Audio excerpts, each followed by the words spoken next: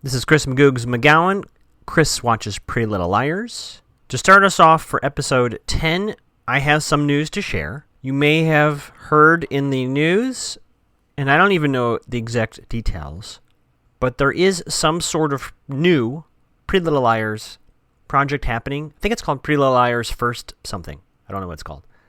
Fair listeners, for those of you on the new watch journey, such as I am, I will tell you that it is probably going to be nearly unavoidable for you to run into a potential spoiler just by the press going around. I'm just going to say that to kind of give you a heads up. Don't feel too bad if you run into this thing, which if you haven't already, you probably will very soon. I will say we will keep going on here with our watch here with our existing theories, pretending we don't know what we may know. I know I'm being very cryptic, but I'm trying to preserve this bubble of no spoilers here for as long as we can.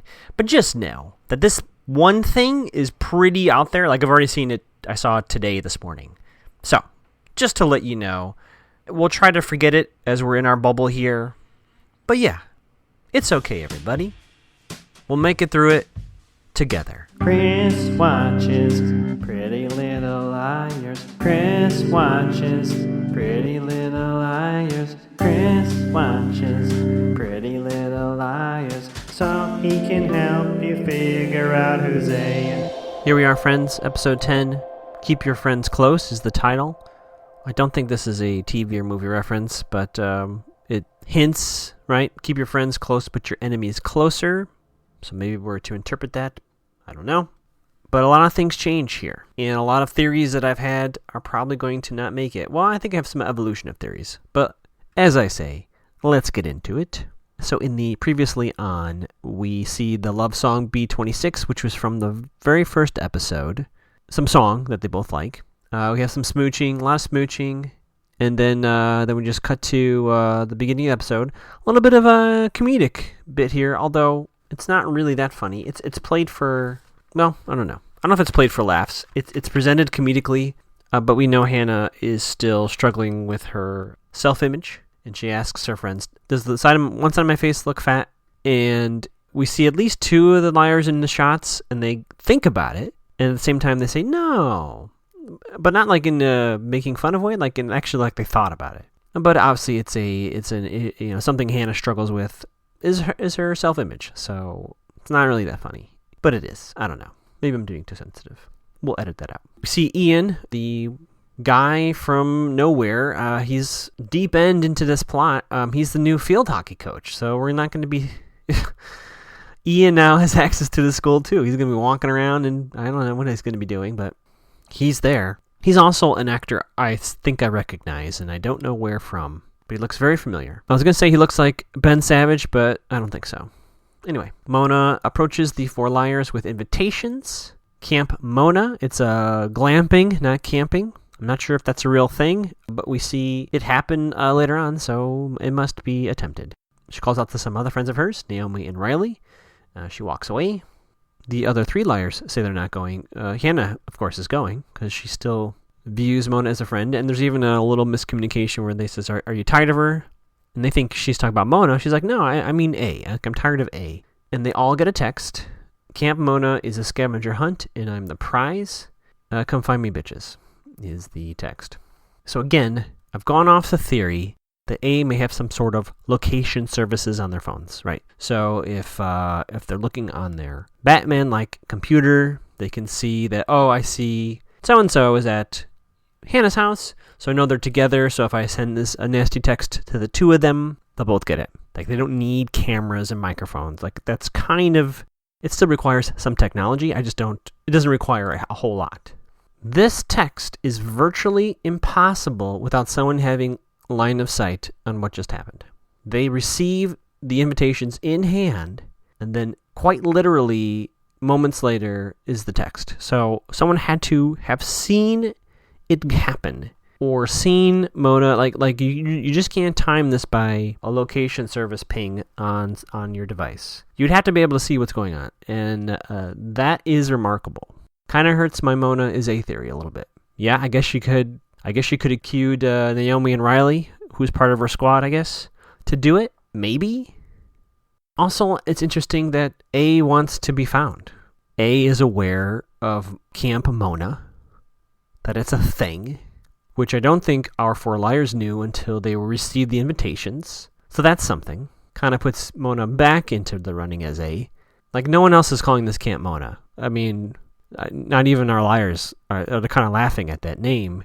So, I mean, this is a very Mona-like text, and it would make sense as she walks up. Naomi hits send, right?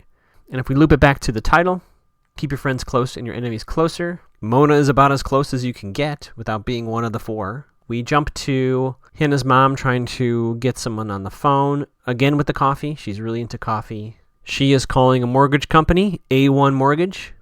I see you, PLL writers, A1 Mortgage. I get it. You're messing with me now. Mona comes over, and she's like, hey, it's my birthday. We're going to skip classes. And Mom's like, no, you're not. And Mona's like, okay, but yeah, we are. And she says, Sean and Shin. I didn't understand the Shin part. Like, I understand her, like, oh, you spend more time with your boyfriend than you do me, and I know you spend more time with the other liars than you do me, but I didn't understand the other name she mentioned. Maybe I just misheard it, but anyway, Hannah's like, I really can't skip class, and Mona threatens her. She's like, you better hang out with me and skip class, or else. We cut to Arya's house. Arya is cleaning up clothes that are in the hallway. Did anyone else notice this? Yeah, that's quite extreme, messy laundry. Arya's dad kind of runs off this litany of things he has to do. To me, it read like he was kind of ranting to his daughter in not a very nice way. She kind of blew it off as that he had too much coffee, like she didn't take it personally.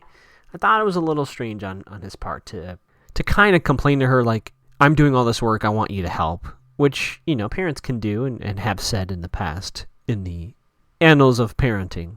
I just thought it was a little weird, and I mean, Arya played it off, so maybe I'm misreading it, but he seemed to be ranting, kind of like, I'm doing all of this, your mother's doing nothing, can you do something now? He then says he wants to join them for their coffee date, Arya and her mom, and she says, how much, why don't you just call her and ask her? And he's like, well, she said she needs space, and Arya says, how much space does she need? She's literally gone. Then we have a Spencer-Melissa scene where I think Melissa says something very innocuous, like, do you want juice? And Spencer's like, why are you being so nice? Is that how bad things have gotten? Wow.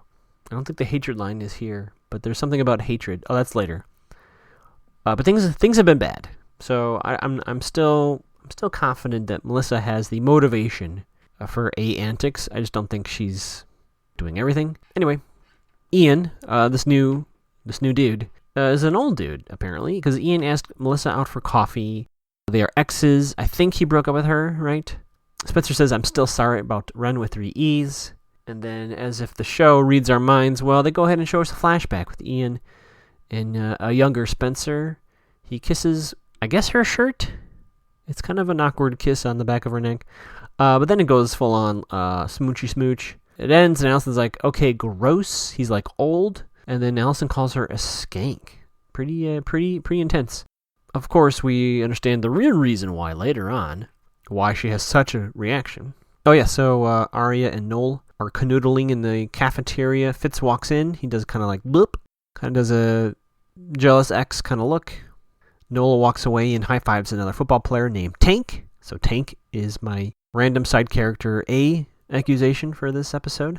Fitz and Arya have a little strange back and forth. She's saying like, oh, he's amazing, like, you know, be jealous, and he's like, you can date whoever you want. And he tries to keep it above board in that moment, and she's a little taken aback, I guess. I don't know what she expected, but it wasn't exactly that, I guess. Then all 4 liars are called to the office, and they're, guess who's back? Creepy, no, I'm sorry, I'm wrong. We assume it's Creepy Detective. At least that's what I thought. And then Hannah gets a text from Mona. Mona wants her to leave, and Hannah's like, look, I am being questioned by a creepy detective. I can't leave. She wasn't going to leave anyway. I think we all know this. But this is like, she really can't leave. And Mona says, screw you. But twist. It's not Creepy Detective that walks in. It's someone named Agent Cooper. FBI, and someone who was with her, Agent Randall. So I'm guessing Spencer's mother's threat or promise last week came true. Now we have a new investigative group. Now, you may not believe me, and it's fair that if you don't, but I completely forgot about this. I swear I did. So when I had my Quantico theory I forgot we actually get FBI people here. And I haven't seen beyond this at this point, so I'm really going to be in the unknown with all of you. So this isn't a cop show. It's not like we're going to see the inner workings of the issues between the local police department and the FBI, right? But I am so curious about that whole exchange. Like, does he go back to the office and he gets yelled at by people, and then why is the FBI involved? Do they come in there? Is there like a big, argument between Sadie and Cooper, Then she she introduces herself. The liars are understandably a little more nervous. This is kind of an upgrade. We just had this dude from the local PD kind of wandering around. Now it's getting for real. Now we have the FBI here. And she shows them an Allison video, which is the same video we saw in the button to one of her previous episodes. It looks almost the same, right? And she says something, I have to get back before I think they wake up, I think is what the line is. And this is definitely on the night she disappeared. It's identified that she's actually at the Kissing Rock, and she's talking to an older male figure. They didn't know Allison was dating somebody, but they didn't know who. Spencer also claims she doesn't know who. And Agent Cooper hits the theme bell here. Secrets are made to be found out. So to her point, which has been kind of my point, secrets have a shelf life. They rarely stay hidden forever. And I think Cooper is going to approach this a little more professionally, and she's going to find out the truth. So Ashley, who is Hannah's mom, works, we don't know where, but some sort of bank, right? Financial services. I don't know, you would think, and this is nepotism or maybe unfair for me even to suggest this is something that goes on, but you would think that she would be able to get some sort of extra line of credit because where she works, literally working in a financial services industry. She can't go into a superior and say, look, I'm hitting some hard times. Is there anything that I can do to get a line of credit? I know we do this every day, etc. But I guess not. Then we have Mrs. Potter coming in here again, as if she's working on a different show, just hamming it up. And do not get me wrong, Mrs. Potter is a delight. I'm glad she's here, but she has a joke a minute here, and Ashley being constrained to the drama that is the show, all she can do is kind of smirk. Even though Mrs. Potter is just laying out gems with every line. Now, my sister died, and I'm the last Potter. After that, we're all done, right? And she just has this oodles of cash. I mean, I don't know what she does. I don't know if she's dealing. I don't know why she has all that cash, but she does. And I guess she just throws it in a safe deposit box in the bank, wherever they're at. And so Ashley's job, Hannah's mom, is to, I guess, take people to their safe deposit boxes, right? And just kind of stand there, as they do, like in the movies. I guess they do this in real life. I don't know. I don't have one. Here's another interesting tidbit for Noel. So we hop back to the hallway after presumably the liars met with the FBI. He looks nervous, doesn't he? He comes running up. So, I heard you got called on the PA system. What's going on? I don't know, Noel. Your fear was palpable. Ari opens her locker. Inside there is a book, just happens to fall out. Noel happens to pick it up. Noel happens to open it up to find, or it's actually on the cover, is the A note. Read page 22 from A. He says A says for you to read page 22. Again, Noel is very, very nonchalant about this entire interaction. And of course, on page 22 is the poem by Mr. Fitz called B26. Thankfully, the previously on reminded us why that song matters. I don't think this is where she goes read it, but she's going to go read it shortly. Mrs. Potter takes all the butterscotch. Again, Mrs. Potter just, the director said, just do your thing. It's kind of like a lot of these side characters are just told just to go hog wild. Pretend you're on a network sitcom. Just go wild. And she takes every single butterscotch in a bowl, but she leaves her key behind. And Ashley has a moment. She thinks about it, and she doesn't call Mrs. Potter back. A random student comes up to Hannah, now back at school, and says, you don't know me. I'm in one of your classes. Can you tell me the name of your liposuction doctor? Hannah's like, I would if I had one. She goes into the adjoining hallway and sees Mona, and I believe that is our two accomplices, Naomi and Riley, right? Mona claims A texted her and a whole bunch of other people, not sure about that, saying that she got liposuction last summer. And then Mona is upset because she said she was eating 3 almonds every day, but Hannah took a shortcut, so how dare her? So I don't know why that's a breaking point for Mona. And she's mean to Hannah. And there's one moment where you can see Mona feeling a little bad about it, but it is so quick. She is mean right to her face. And she basically dumps Hannah. And Hannah uses that language too. She goes, I just got dumped by Mona. She says she was my friend when all of you weren't. And that is why Hannah, I guess, wants to try and rescue this friendship. Somewhere in between here, Arya does read the poem, makes her cry. She barges into Fitz's office and says, how could you? And her point of view is, how dare you have these feelings? How dare you have these feelings and then not tell me, I guess, is her point of view. I think he's been pretty clear about it, and he says it again here, like, I think about you every single day, etc. You know, and I'm trying to understand, you know, what's happening here. You know, to be the podcast therapist here, I think this is what she wants, and she knows this is not a good idea either. But there's the emotions that are, right, fueling the need to continue it, and then the rational brains on both of their parts that say, we absolutely should not do this. Again, our friend Noel shows up, a.k.a. A. We don't know how much Noel heard. I believe the door's open, so it's within earshot of people outside. He steps in the doorway after their argument. And by the way, chalkboard check. There's a lot of information behind Mr. Fitz. There's a lot of A's, though. A lot of A's. Alliteration. Noel says, what's going on here? And Arya says, nothing at all. And she storms out. And then Fitz and Noel have this stare down. And Fitz finally says, is there something you'd like to say to me? And then Noel just turns and leaves. It was very, very aggressive. One of the many times I have a note, I cannot read it. I have crap in window. I don't know what that means. Oh, that's right. So then we go back to Spencer's house. And I wrote in my notes, creep in window. And I, for a long time, could not remember what this was. Well, it's Ian. Ian's peeking through the front door. And Melissa's like, no, you get out of here. What of, I'm not answering your calls. Do you not understand? He says, am I allowed in? And just walks in anyway. So, you know, and our liars come in and they're getting ready for the camping. Spencer convinces, so she acknowledges that they're going camping.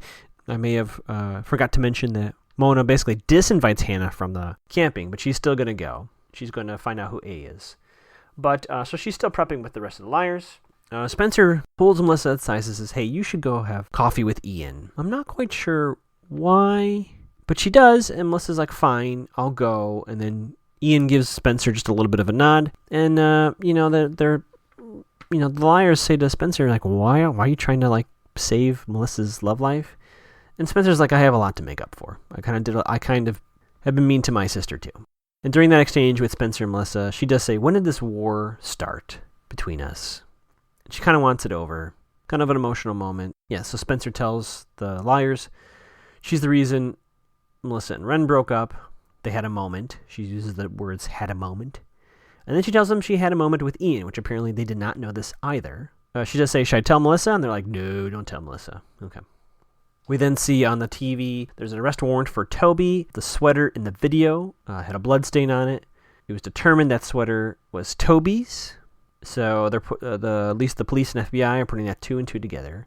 And I believe it's Emily who says, is this finally over? Well, we know that's not true. Emily is kind of being consoled by Maya. And, Maya's talking about people's dark sides. Like, you saw the good in him, but there must be a dark side to Toby. And then this is a little unusual. I guess this was her dad, but there's a call on her phone. She has Maya pick it up. No one's there, apparently. Emily gets on the phone. They don't hear anything either. They hang it up. Creepy, creepy music. But really, it's Emily's dad back from Afghanistan. There's a big hug. Mom comes up, and she's eventually asked to leave by Emily's mother. And of course, Maya's like, yeah, I'll leave. And she and Emily do share a little look before she leaves. But we have a little family reunion with Emily's dad. We do have another little scene with Melissa and Spencer. I think Spencer is having, correct me if I'm wrong, we hop to Arya and her mom having coffee, the infamous coffee scene. They think Allie was dating Toby. I think this is Arya talking with her mother about this. And then Arya's mom says something like, well, people aren't dolls. You can't just use people like that. Turns out she's painting again, which is great. And another emotional moment between the two of them, and Arya's mother says, "No more secrets." And Arya, with all the conviction in the world, says, "Of course." Yikes! One more big secret, Ella, that you will, of course, find out, I'm assuming, very soon. Emily's dad kind of checks in with his daughter, and they have a little heart-to-heart again, and then he says, "It's always better to be honest than tell a lie," which, of course, Emily feels bad about. And then we see Mom eavesdropping. Turns out she has the photos of Emily and Maya, so she is well aware of what's going on with her daughter and Maya. The hesitation intuits that this is going to be a problem, possibly for Mother, possibly for Father. Oh yeah, Spencer and Melissa have another scene. This is where that little conversation happens inside Spencer's room. And an interesting little tidbit here is Spencer viewed this as not liking each other. Melissa viewed this as mutual hatred, so they're not entirely on the same page there. But Melissa's like, "Oh, yeah, we just didn't like each other." Oh, yeah. Melissa adds something a bit insensitive, because if Allie really has been murdered, she did say she played a lot of games, and it's probably what got her killed. Oof, Melissa. I'm going to jump ahead a bit, because we find out something at the end of this episode, and I'm just putting this together now as I say this. I thought that was a little, harsh, right? Allie played a lot of games, and it probably got her killed. Well, we know Allie was dating Ian. I don't know if Melissa was still dating Ian, but boy, we know that would be a reason to hurt somebody. For Melissa to say, Allie played a lot of games, that's probably what got her killed. Knowing that Allison was dating either her boyfriend or ex-boyfriend at the time, if I were Agent Cooper, I would look into that a little bit more. This next scene, I'm sorry, I should not have laughed, but I did. Emily's driving in her brand new Toyota Corolla, and Toby just pops up from the back seat. Like, how did he get in the car? How did she not see it? Pretty. If this were a D&D game, Toby would be a rogue. I mean, how did he do all this? It's amazing. But he's there, and he asks for a chance to basically finish what he was going to tell Emily at homecoming. He finally settles the 9-1 controversy, although I'm not entirely sure this is the tattoo reasoning. But he says, September 1st. He ended things with Jenna. Toby did. That's why that date is so big for him. He wished to have done it sooner, but Jenna was threatening him that if he broke things off with his stepsister, that she would tell everyone that he forced himself on her. And he thinks that Jenna is still in love with him to make everything more complicated. So we know now that Jenna loves Toby in a way that, at least according to Toby, she's willing to threaten him in certain ways. I don't want to say blackmail, but I guess it's blackmail. So we're near Camp Mona, I guess, right? He is, according to him, Allie and Toby had a conversation outside the barn that night. It was cold, so he gave Allie her sweater. And basically, he was thanking her for whatever that she did to basically set him free. I don't know what necessarily that she did, but he was basically thanking her. He's saying that she left with somebody else. Toby is given a few cliches in one sentence, which is quite impressive. Friends in all the wrong places. Misery loves company. So there you go. So he's going to leave town. He basically wants Emily to believe him, but he says, tell your friends, don't tell the cops. I'm going to be at this church at midnight. Someone's going to pick me up, and I'm going to hit the road and run, basically. And found my bracelet and find me. Yeah, I may have to relook this up. I think this is a text I get from A, but basically something about finding my bracelet, you have to find me. And notice that Hannah's call drops in this moment. Spencer remembers exactly where that location is for some reason. And Arya says, "You're a freak and I love you." Arya gets a text, not from A, but from Ezra, who says, "I need to see you." Hannah sneaks into the party. She's pulling a full steak out here. It's great. We get a wacky moment when Emily and Arya get their hair blown out. And boy, it's silly, but I like it. And then I wasn't clear. I may have to go rewatch it. But where does this Jenna bracelet come from? It's like in some sort of pouch, like some sort of envelope, right? Why would there be a Jenna bracelet? Because, in the flashback, there's a little, right, they're having lunch together. Allison's handing out bracelets to all the 5 of them, right? So she has one, Arya, Hannah, Spencer, and Emily. So they all have one. It seems like a very personal moment. There's a Jenna bracelet that was made. And then the message is, "You're looking for me in all the wrong places." And they interpret that to mean, well, they don't figure this out yet, but they're kind of stuck on that clue. How about that? Then there's this kind of wacky. So this is the night of Camp Mona, right? So we cut across town. Wyatt is out for, I guess, an evening coffee. He sees Hannah's mom at the stoplight, and he's like through the window, like, "Hey, we should I should hop in the car or something, right?" And then she like speeds away because we find that she actually has a bag full of money. So she took that Mrs. Potter key and just grabbed all the cash. I'm not saying that anyone in the show really thinks ahead very well, but I'm not quite sure what her plan is now, because seriously, what is she going to do? In 1 year, it's going to be, she's got 1 year to figure this out. Maybe her plan is to put the cash back. I have no idea. I don't know what her plan is. Toby's at the church. Kind of sad to see this. The police find him, and they arrest him and put him in handcuffs. Yeah, Toby's going to jail. They found him. So, look, yes, we could theorize that someone ratted out him to the police. I have to say, with a manhunt going on, maybe hanging outside a church, maybe not the most secret places to be hiding. So I'm not convinced anyone told the authorities where he was. Not the best planning on Toby's part, but as we see through this episode, not a lot of great planning all around. If he were A, he would not have been caught. So how about that? Spencer hands off her s'mores to a very active extra, and then decide, it's a pun, it's a play on words, they need to go to Wright's playground. So she takes she takes Emily with her. So Spencer and Emily go to this Wright's playground. It's kind of in the middle of nowhere, but they're going to go look. Hannah's on her stakeout. Spencer and Emily show up at this empty playground, and I guess there's a swing that makes a creaking noise, and they freak. Hannah watches as someone in a hoodie sneaks up to a car that just parked, and she quickly finds out or realizes it's Arya and Mr. Fitz, and they have a chat. And we have a continuation of their conversation from earlier. Arya's point of view is that if you are hiding your feelings, to her, it's the same as lying. To her, it's the same thing. I gotta say, Mr. Fitz, you caused hurt, but you already did that when you started this, and you were out.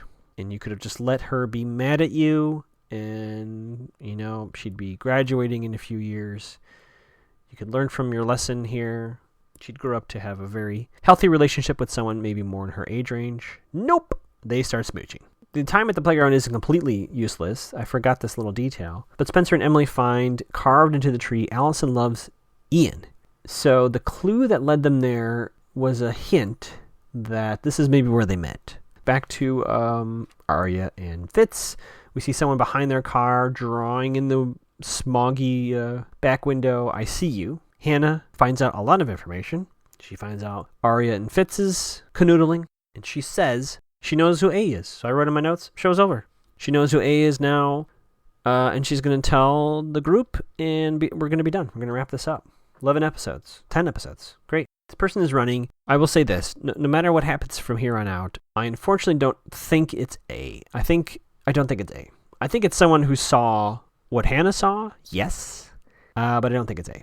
Mainly because this is episode 10 of season 1 of a 7-season show. I guess if they solved A in the first season, we'd deal with some other issues, sure. But even if that were true, I don't think in episode 10 we're going to put away this gargantuan mystery. So then so Hannah's running through the parking lot of Camp Moda. The other 3 liars have linked back up, and they're running towards her. So I don't know if you've ever been to something like this in the woods or where there's not a parking lot and they make a parking lot. That's what it kind of seemed to me. So it seems like cars are kind of parked in a makeshift order for cars to be parked. A car, not a Toyota Corolla, mind you, screams from their parking spot, hits Hannah. She goes over the entire car and onto the ground. Terrible, right? Terrible. The car speeds off. As the rest of the liars are screaming for help and trying to call 911, they all get a text. She knew too much. A. We are to assume, based on the events as outlined, that was A in the car. That A was, in fact, the person riding on the the back windshield, right, of Fitz's car. And as a result of their identity discovered by Hannah, they decided to try and murder her. Wow. Up until now, it's been a lot of social ladder stuff, a lot of emotional threats, right, and risks and manipulation by A, making people break up with people, kind of making their lives hell. This is an upgrade.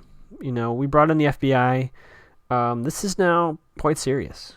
And then the last little button, of course, what we've already been hinting at, we see There's more to the video that for some reason the person did not send the police department.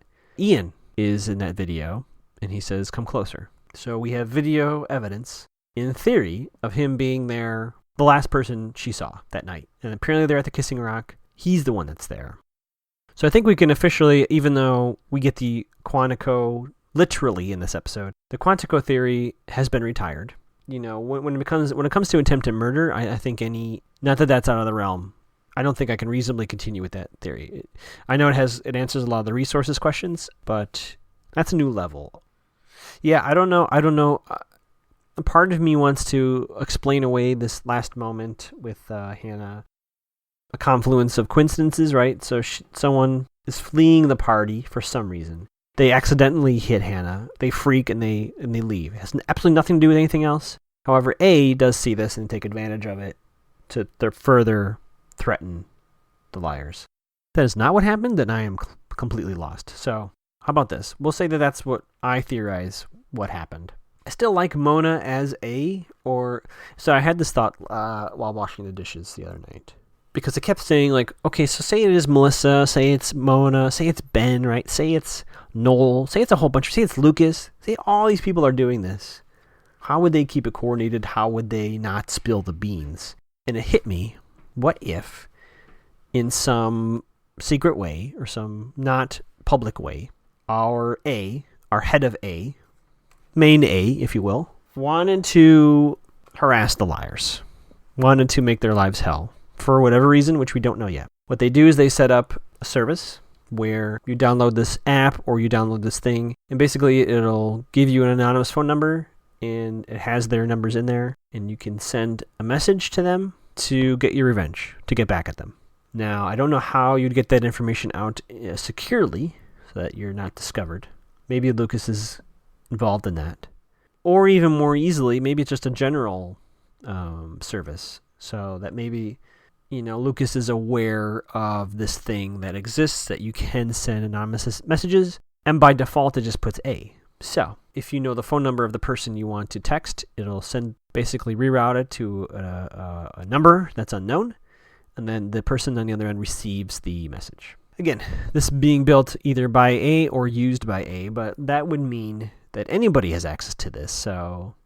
Say you're Mona, you hear about this thing. I'm mad at Hannah. I'm gonna send a message to here, and it just sends it as A. Say I'm Ian, and I'm mad at blah blah blah. I'm gonna send a message, and it just shoots out as A. It doesn't explain the fortune teller. It does not explain the cookies. It doesn't explain a lot of other situations. But that kind of starts to, if that's the system they're using, then that would explain why different people are all A, and yet maybe not even know that. And I think if someone reveals himself to have used this service, or even says they're A, but like they've only done one thing, then we'll know we're kind of on the right track. So what do I think? Well, geez, I have no idea. If I'm saying the person who saw Arya and Fitz in the car is not actually A, and if we're saying her getting hit by a car was truly an accident, also not by A, then what is the purpose of the hit and run? What is the purpose of the text? Hannah must know something else. And what else could she know that is knowing too much? It could be the fact that she knows something that she doesn't know, meaning she doesn't know that the A's are random. That, say it's Mona who did that on the car. After some questioning, she'll reveal how this all works. And that's no good for A. I mean, that's one of the things that they need to be sure is maintained, is how this all works. And I'm not convinced the things we see at the end is A as well. I don't know why. I'm not quite sure if I'm convinced the photo person is the same as the video person, right? The Emily and Maya photo creep versus this video. Again, I'm not convinced it's all the same person. I do think, though, that why only half the video was sent to the police is because they knew that she was wearing Toby's sweatshirt and that they would be looking for Toby and would try to pin it on him. So, a part of me feels like the sender of the video to the authorities is Ian. This would be something on his phone, something on his device. So he figured, why not edit out the part where I'm actually in there, but where we see Toby's sweater? Everyone already hates Toby. Easy peasy. So that's my theory. A lot of my theories have faded away with this episode. So there's some sort of service that everyone's using to harass whomever they would like to harass. And maybe there's an main A behind that, or just some random internet thing that our liars don't know about yet. The person who saw Arya and Fitz is someone from the party who just knows now. So that's going to come out. And that the accident was also truly an accident.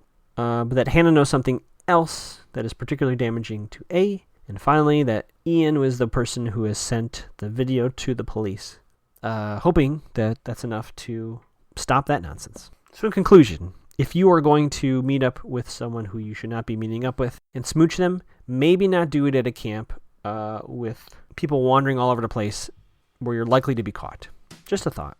Not that I'm encouraging illicit affairs, but much like Arya's father, not very good with being sneaky. Okay, I think I'm done.